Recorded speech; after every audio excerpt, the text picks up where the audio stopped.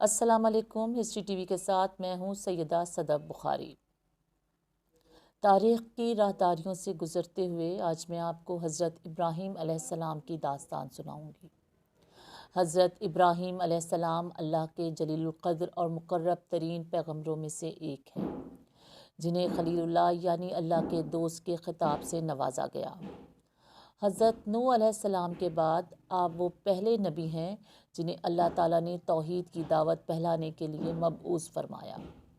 حضرت ابراہیم علیہ السلام نے عراق، مصر، شام، فلسطین سے لے کر عرب کی صحرائی وادیوں تک توحید کی دعوت عام کی۔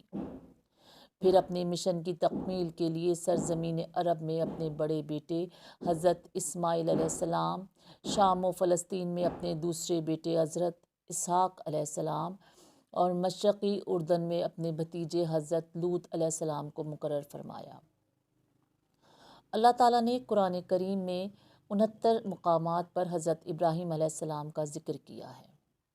حضرت ابراہیم علیہ السلام کے آباء و اجداد عرب سے ہجرت کر کے بابل میں آباد ہو گئے تھے۔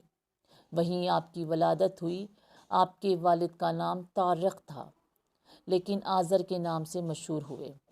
حضرت ابراہیم علیہ السلام کی پیدائش کے وقت آزر کی عمر 75 سال تھی۔ حضرت ابراہیم علیہ السلام کے علاوہ آزر کے 2 بیٹے اور تھے، ایک کا نام ناہور اور دوسرے کا ہاران تھا۔ ہاران کا انتقال آزر کی زندگی میں ہی ہو گیا تھا۔ ہاران کا ایک بیٹا تھا جن کا نام لوط تھا۔ لوط نے باپ کے انتقال کے بعد اپنی زندگی کا بیشتر حصہ چچا حضرت ابراہیم علیہ السلام کے ساتھ گزارا، یہاں تک کہ اللہ رب العزت نے حضرت لوط علیہ السلام کو نبوت سے سرفراز فرمایا۔ حضرت ابراہیم علیہ السلام کے والد آزر کا پیشہ بت تراشی اور بت فروشی تھا۔ بابل اور اس کے آس پاس کے علاقوں میں نمرود کی بادشاہی تھی، جو ایک بہت طاقتور، متکبر، جابر اور بت پرست حکمران تھا۔ کہتے ہیں کہ سر پر تاج سب سے پہلے نمرود ہی نے پہنا تھا۔ یہ بازور طاقت رعایا سے اپنی پرستش کرواتا تھا۔ ایک مرتبہ اس نے عجیب و غریب خواب دیکھا کہ آسمان پر ایک بڑا روشن اور خوبصورت ستارہ نمودار ہوا، جس کی روشنی اتنی تیز تھی کہ اس نے آسمان پر چمکتے چاند اور لاکھوں ستاروں کی روشنی کو مان کر دیا۔ صبح ہوئی تو نمرود نے شہر کے تمام بڑے کہنوں اور نجومیوں کو دربار میں طلب کر کے اپنا خواب سنایا اور تعبیر مانگی۔ نجومیوں نے تعبیر بتائی کہ اس شہر میں عن قریب ایک ایسا بچہ پیدا ہونے والا ہے جو عظیم بادشاہ کے زوال کا باعث بنے گا اور ہمارے خداؤں کے مقابلے میں ایک خدا اور اس کے دین کا پرچار کرے گا۔ نجومیوں کی اس خبر نے نمرود کو سخت پریشان کر دیا، چنانچہ اس نے فوری حکم جاری کیا کہ جو بھی بچہ پیدا ہو اسے فوراً قتل کر دیا جائے۔ بادشاہ کے حکم پر عمل درآمد شروع کر دیا گیا اور بابل کی سرزمین نوزائیدہ بچوں کے خون سے سرخ ہو گئی۔ ابھی بادشاہ کے فرمان کو کچھ ہی وقت گزرا تھا کہ حضرت ابراہیم علیہ السلام کی ولادت کا وقت قریب آ گیا اور ان کی بیوی کو اپنی اولاد کا خون کسی صورت قبول نہ تھا، لہٰذا دونوں نے اسے چھپ کر پالنے کا فیصلہ کر لیا اور بچے کی پیدائش سے پہلے ہی بابل کے پہاڑوں کے درمیان ایک غار تلاش کر لیا۔ حضرت ابراہیم علیہ السلام کی والدہ نے اس غار میں بچے کو جنم دیا اور بچے کو اللہ کے سپرد کر کے گھر واپس آ گئیں۔ والدہ باقاعدگی سے چھپتے چھپاتے غار میں جاتی اور بچے کو دودھ پلا کر واپس آ جاتی۔ کچھ ہی عرصے بعد جب آپ بڑے ہوئے تو والدین آپ کو گھر لے آئے۔ حضرت ابراہیم علیہ السلام کو اللہ تعالیٰ نے بچپن ہی سے صراط مستقیم پر رکھا تھا اور اپنا رسول منتخب کر لیا تھا۔ قرآن مجید میں ارشاد باری تعالیٰ ہے، اور ہم نے ابراہیم کو پہلے ہی سے ہدایت دی تھی۔ حضرت ابراہیم علیہ السلام نے والد کو بت تراشتے اور ان کو پوجتے دیکھا تو ان سے سوال کیا، یہ کیا ہیں؟ والد نے کہا، یہ ہمارے خدا ہیں۔ حضرت ابراہیم علیہ السلام نے تعجب سے کہا، یہ کیسے خدا ہیں جن کو آپ پتھر کے ٹکڑوں سے تراش رہے ہیں؟ ایک دن والد نے انہیں ایک ٹوکرے میں بہت سے بت رکھ کر دیے کہ انہیں بازار جا کر بیچ آؤ۔ والد کے حکم کی تعمیل کرتے ہوئے ٹوکرا لے کر بازار پہنچ گئے اور آواز لگائی، اے لوگوں، آؤ اور اپنے ان خداؤں کو خرید لو جو تم کو نفع پہنچا سکتے ہیں اور نہ نقصان۔ لوگ جمع ہوتے، اپنے خداؤں کے بارے میں حضرت ابراہیم علیہ السلام کی گفتگو کو تعجب سے سنتے اور آگے بڑھ جاتے۔ بازار جانے کا یہ سلسلہ کئی دن تک جاری رہا اور ایک بدھ بھی نہ بکا، بلکہ لوگوں نے حضرت ابراہیم علیہ السلام کی شکایتوں کے انبار لگا دیے، تو آزر نے انہیں بازار بھیجنا بند کر دیا۔ اللہ تعالیٰ نے حضرت ابراہیم علیہ السلام کو بچپن ہی سے رشد و ہدایت اور عقل سلیم عطا فرمائی تھی۔ وہ جب چھوٹے تھے تو حیران ہو کر سوچتے تھے کہ اپنے ہاتھوں سے تراشے بت کے ٹکڑے ہمارے معبود کیسے ہو سکتے ہیں، جنہیں اس معبود حقیقی کی تلاش تھی جس نے کل کائنات کو بنایا تھا۔ دن رات اس جستجو اور فکر میں رہتے۔ پھر بارے تعالیٰ نے انہیں کائنات کی کچھ اور چیزوں کا بھی مشاہدہ کروایا۔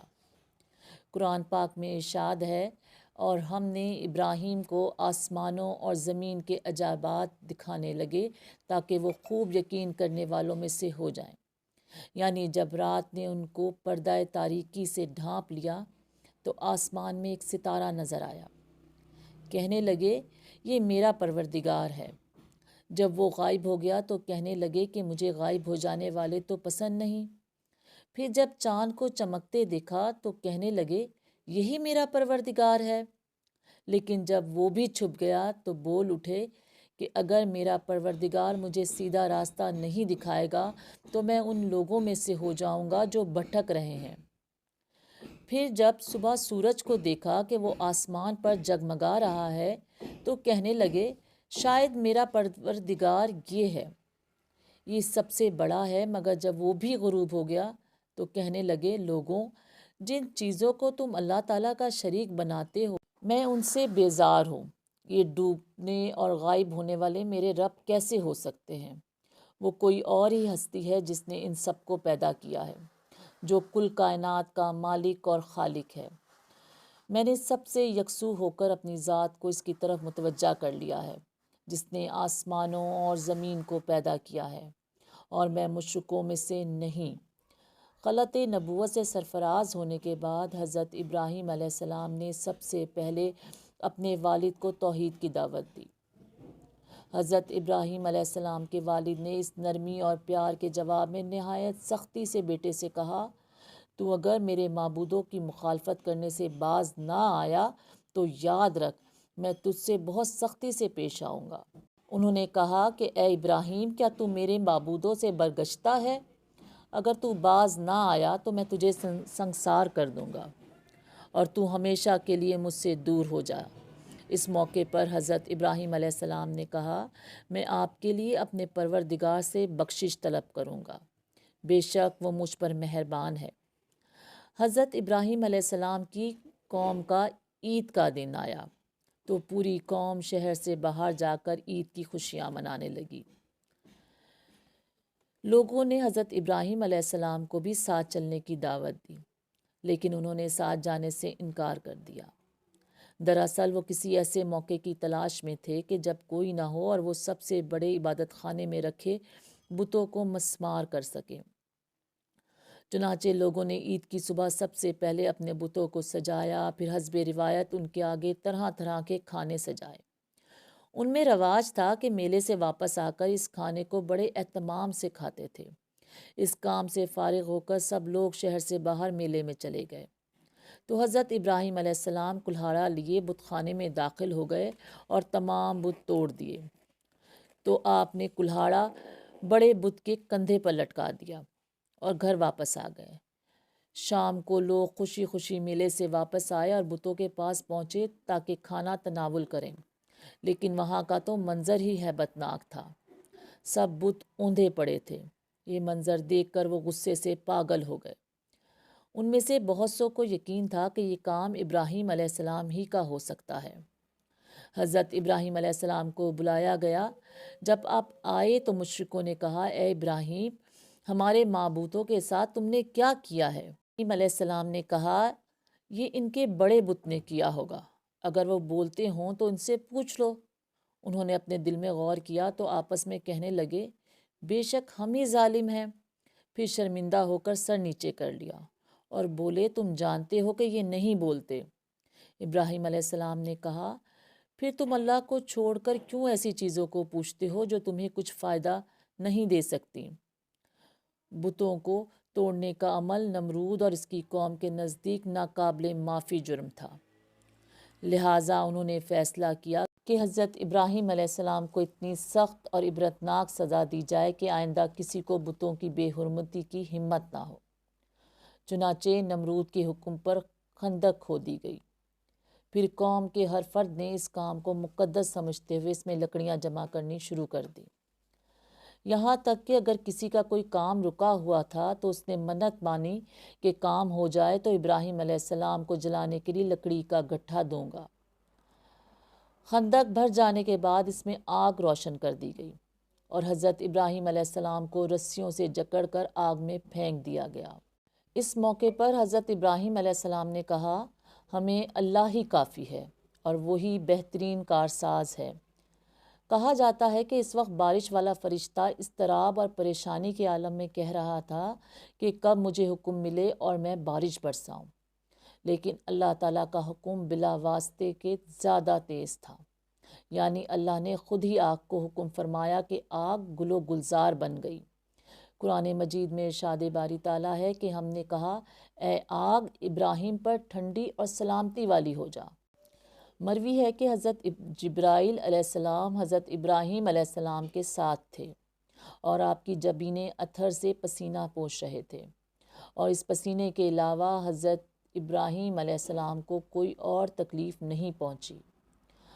حضرت ابو ہریرہ رضی اللہ تعالیٰ عنہ سے مروی ہے کہ حضرت ابراہیم علیہ السلام کے والد کے کہے ہوئے کلمات میں سے سب سے اچھے کلمات وہ ہیں جو انہوں نے اپنے بیٹے کو آگ کے اندر دیکھ کر کہے تھے، اے ابراہیم تیرا پروردگار بہترین پروردگار ہے۔ کہا جاتا ہے کہ حضرت ابراہیم علیہ السلام آگ میں 40 یا 50 دن ٹھہرے اور انہوں نے فرمایا کہ میں نے ان دنوں سے زیادہ اچھی زندگی نہیں گزاری اور میری تمنا رہی کہ میری پوری زندگی اسی کی طرح ہو جائے۔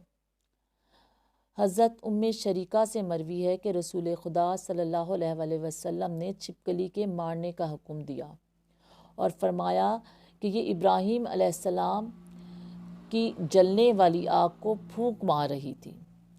بخاری، مسلم، ابن ماجہ، مسند احمد میں حضرت عائشہ رضی اللہ تعالیٰ عنہ سے روایت ہے کہ رسول اکرم صلی اللہ علیہ وسلم نے فرمایا کہ چھپکلی کو مارو کیونکہ وہ ابراہیم علیہ السلام پر آگ کو پھونکے مار رہی تھی۔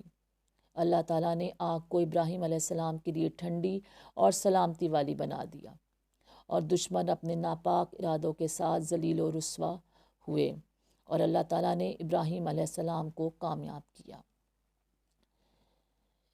اس معلوماتی ویڈیو کے ساتھ سیدہ صدف بخاری کو اجازت دیجیے۔